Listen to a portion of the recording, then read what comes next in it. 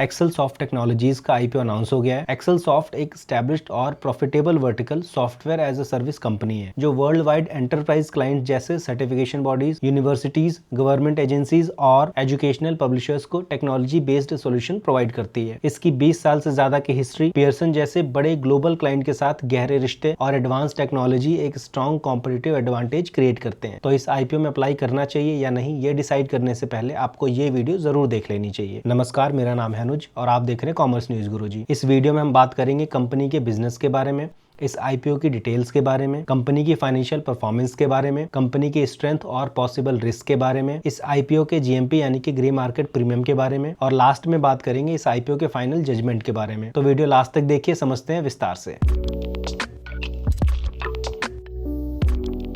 सबसे पहले बात करते हैं कंपनी के बिजनेस के बारे में। ये मैसूर कर्नाटका बेस्ड कंपनी है जिसे लर्निंग और असेसमेंट मार्केट में स्पेशलाइज करते हुए 20 साल से ज्यादा का एक्सपीरियंस है। ये कंपनी अपने प्रोडक्ट्स को बेहतर बनाने के लिए एक modern cloud based technology stack, AI, machine learning और साथ ही जीपीटी 4.0 और गूगल के जेमिनी जैसे लार्ज लैंग्वेज मॉडल्स का इस्तेमाल करती है। कंपनी के ऑपरेशंस 4 मेन बिजनेस वर्टिकल्स में डिवाइड किए गए हैं। इस वर्टिकल में सरस ई असेसमेंट प्लेटफॉर्म और इजी प्रॉक्टर जैसे रिमोट प्रॉक्टरिंग प्रोडक्ट शामिल है जो हाई स्टेक्स एग्जामिनेशंस को कंडक्ट करने के लिए यूज किए जाते हैं। इस सेगमेंट में ये प्लेटफॉर्म्स आते हैं जैसे सरस लर्निंग मैनेजमेंट सिस्टम इनेबल्ड जो एक लर्निंग एक्सपीरियंस प्लेटफॉर्म है, और ओपन पेज जो एक डिजिटल इंटरेक्टिव बुक सिस्टम है। इस वर्टिकल का फोकस मेनली बड़े क्लाइंट्स जैसे पियर्सन एजुकेशन ग्रुप के लिए कस्टम टेक सोल्यूशंस प्रोवाइड करना, लेगेसी प्लेटफॉर्म्स को मॉडर्नाइज करना और क्लाउड सर्विसेज और डेटा एनालिटिक्स एक्सपर्टीज देना है। इसमें कंटेंट ऑथरिंग, एडिटोरियल सर्विसेज और कंटेंट कन्वर्जन जैसे टास्क शामिल हैं। कंपनी के रेवेन्यू का एक बड़ा हिस्सा यूके,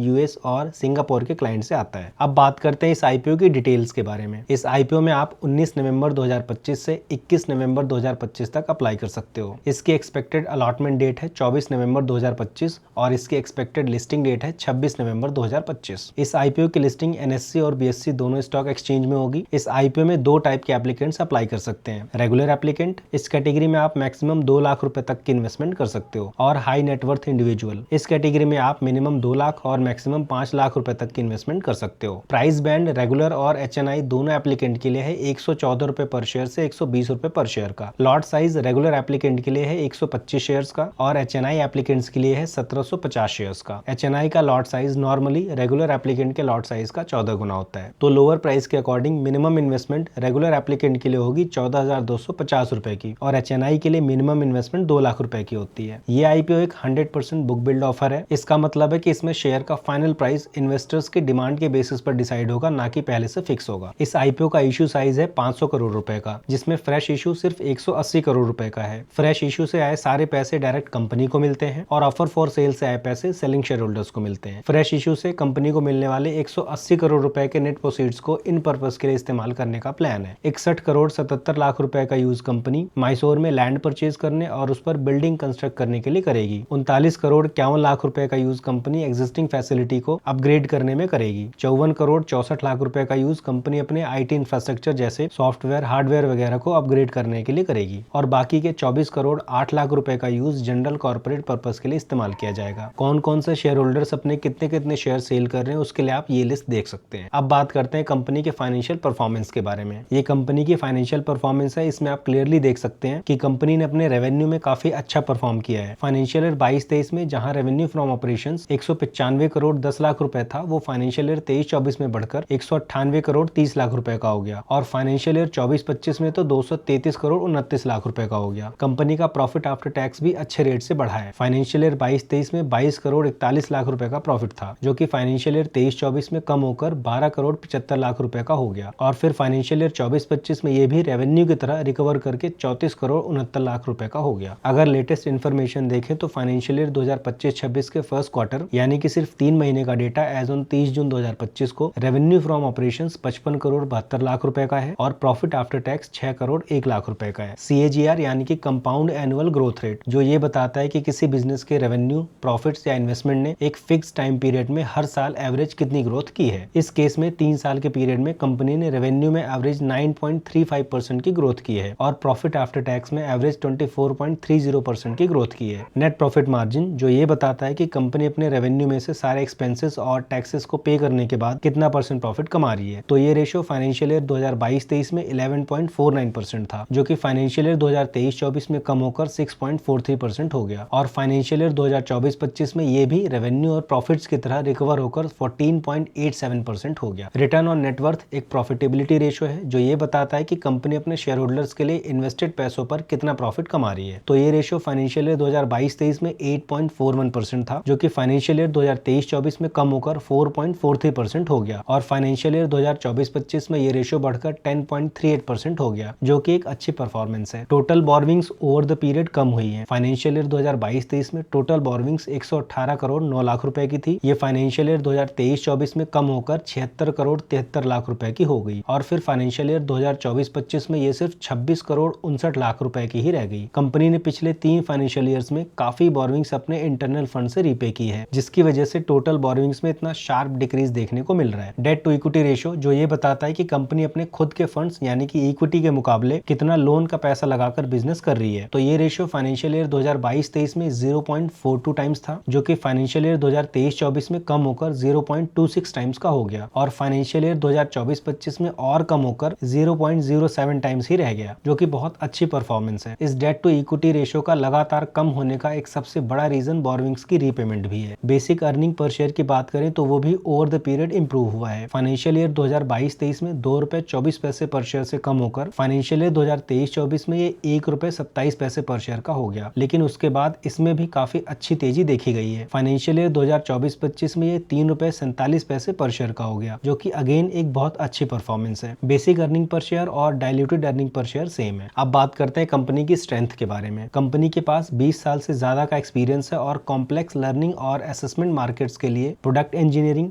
डेवलपमेंट और इम्प्लीमेंटेशन में काफी अच्छी एक्सपर्टीज है। एक्सेल सॉफ्ट के ग्लोबल क्लाइंट्स के साथ पुराने रिलेशंस हैं। फाइनेंशियल ईयर 2024-25 तक इसके टॉप 10 क्लाइंट्स का रिलेशन लगभग 11 साल पुराना है। कंपनी के सस्टेन्ड क्लाइंट पार्टनरशिप्स उन्हें स्टेबिलिटी, रिकरिंग बिजनेस और वैल्यूएबल मार्केट इनसाइट प्रोवाइड करते हैं, जो ग्लोबल लर्निंग और असेसमेंट सेक्टर में उनकी पोजीशन को और स्ट्रांग बनाते हैं। कंपनी को ऐसे सॉल्यूशंस डिलीवर करने में एक्सपर्टीज है जो ग्लोबल स्टैंडर्ड्स के अनुसार हैं, और इनके पास ISO 27001 2022 और ISO 9001 2015 जैसे सर्टिफिकेशंस भी हैं। कंपनी के पास ये फ्लेक्सिबिलिटी है कि वो डाइवर्सिफाइड टेक्नोलॉजीज पर काम करके क्लाइंट्स के लिए राइट फिट लर्निंग और असेसमेंट सॉल्यूशंस डिलीवर कर सके। इनकी टीम मल्टीपल टेक्नोलॉजी में स्किल्ड हैं और अजाइल मेथोडोलॉजीज अडॉप्ट करती हैं ताकि प्लेटफॉर्म्स को कस्टमर की एग्जैक्ट रिक्वायरमेंट के हिसाब से कॉन्फ़िगर, कस्टमाइज और इंटीग्रेट किया जा सके। कंपनी अपने एम्प्लॉय को रेगुलर ट्रेनिंग, वर्कशॉप्स और मास्टर क्लासेस के थ्रू अपस्किल करती रहती है ताकि टीम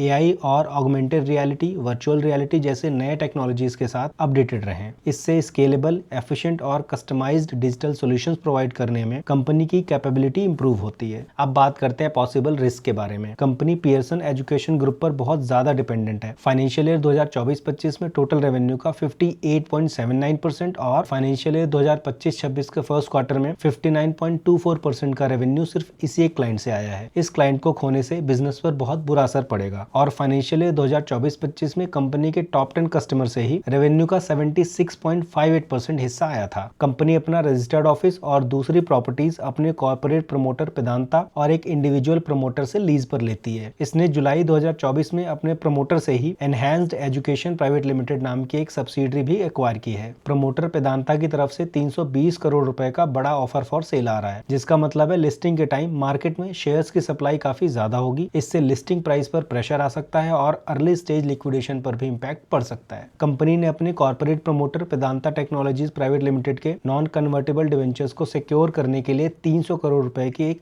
अनकंडीशनल और इररिवोकेबल कॉर्पोरेट गारंटी दी है। ये गारंटी 30 जून 2025 तक कंपनी की नेटवर्थ का 79.8% है। अगर प्रमोटर डिफॉल्ट करता है तो कंपनी के फाइनेंशियल कंडीशन पर बहुत बुरा असर पड़ सकता है। रेवेन्यू का एक बड़ा हिस्सा यूएसए में मौजूद क्लाइंट से आता है, जो फाइनेंशियल ईयर 2024-25 के रेवेन्यू का 60.45% था। इस मार्केट में कोई भी गड़बड़ी बिजनेस को नुकसान पहुंचा सकती है। कंपनी ने अपने पास्ट में फेमा के अंडर फाइलिंग्स में देरी की है, खास करके फॉर्म ESOP और एनुअल परफॉर्मेंस रिपोर्ट्स में। अब बात करते हैं ग्रे मार्केट प्रीमियम के बारे में। ग्रे मार्केट प्रीमियम की बात करें तो अभी तक सिर्फ 14 रुपए पर शेयर यानी कि 11.5% का जीएमपी है। अच्छा, ये जीएमपी अनऑफिशियल होता है और टाइम टू टाइम चेंज भी होता रहता है, तो सिर्फ इसी एक फैक्टर के बेसिस पर कोई भी डिसीजन नहीं लेना चाहिए। किसी भी आईपीओ में इन्वेस्ट करने से पहले और भी फैक्टर्स को जरूर कंसीडर करना चाहिए। एक्सेल सॉफ्ट एक फंडामेंटली साउंड, प्रॉफिटेबल और स्पेशलाइज्ड टेक्नोलॉजी कंपनी है। ये आईपीओ उन इन्वेस्टर्स को इंटरेस्टिंग लग सकता है जो एंटरप्राइज एडटेक को समझते हैं और medium to high IPO risk tolerate कर सकते हैं। लेकिन large offer for sale, guarantee exposure और रिलेटेड पार्टी ट्रांजैक्शंस को देखते हुए मैं इसे एक सेलेक्टिव आईपीओ ही मानूंगा। तो इस आईपीओ में इन्वेस्ट करने से पहले बिड की क्लोजिंग डेट तक एंकर सब्सक्रिप्शन डेटा और ग्रे मार्केट प्रीमियम का वेट करना चाहिए। इससे मार्केट सेंटिमेंट्स और वैल्यूएशन का आइडिया मिलता है। आशा करता हूँ कि आपको वीडियो अच्छी लगी होगी। अगर आप इस चैनल पर नए हैं तो प्लीज सब्सक्राइब करके जाना और इस वीडियो को एक लाइक और शेयर जरूर कर देना। बाकी आप अपना सवाल या सुझाव कमेंट कर सकते हैं। मैं मिलता हूँ आपसे अगली वीडियो में। Thank you. जय हिंद।